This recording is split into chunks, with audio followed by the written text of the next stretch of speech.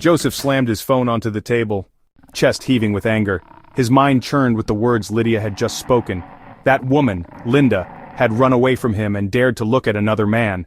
A low growl escaped his throat as he pushed back from the table, pacing in short, furious strides. "How dare she!" he spat under his breath. Images of Linda defying him flashing through his mind.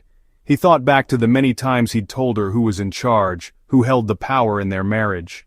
She used to cower under his glare, used to shrink back whenever he raised his voice, as any proper wife should. But now she had the nerve to leave him, and she'd found refuge in another man's home.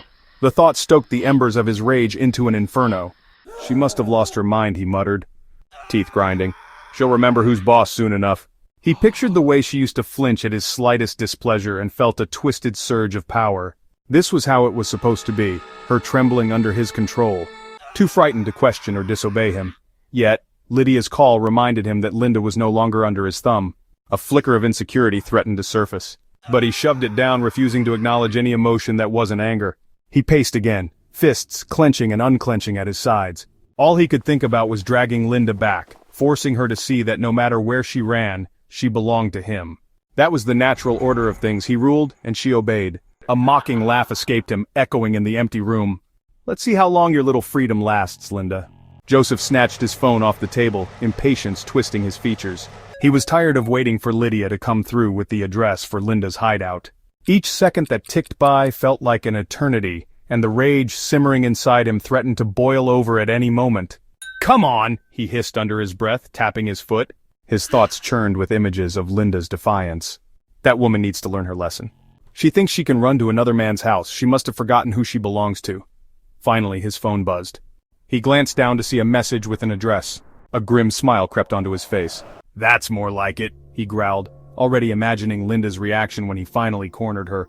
"I'll show her what happens when she disobeys me." He shoved the phone into his pocket and strode to the cabinet where he kept his gun.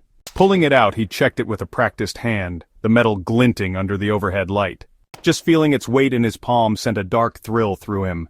This should remind her who's in charge. Without another thought, Joseph stormed out of his house and jumped into his car. His knuckles turned white on the steering wheel as he navigated the streets, the address from Lydia glowing on his phone screen.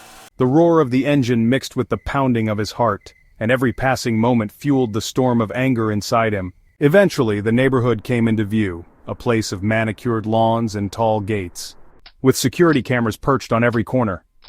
Joseph slowed the car, scowling at the sight of uniformed guards patrolling the entrances. "So that's why you felt safe enough to stay here, Linda." He parked a short distance away, studying the grand houses from behind tinted windows. After several minutes of observation, his jaw tensed. Too many eyes, too many patrols. Cracking open the car door, he slipped out briefly to gauge the environment. There was no easy entry, no quick path to snatch Linda without alerting the entire neighborhood. Joseph let out a frustrated snarl, running a hand through his hair. "Fine, you win this round." He didn't dare risk a confrontation here, not yet.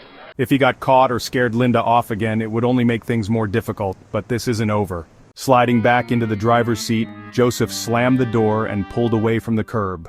His mind was already racing with new plans. "I'll come back tomorrow, I'll watch and wait. The moment she leaves that house, she's mine." As he drove off, the visions of how he'd punish Linda once he had her again flickered through his thoughts. He allowed himself a grim, triumphant grin, gripping the steering wheel tighter. "You can hide behind fancy gates and security for now, Linda," he thought. "But sooner or later you'll step outside, and then you'll remember exactly who I am.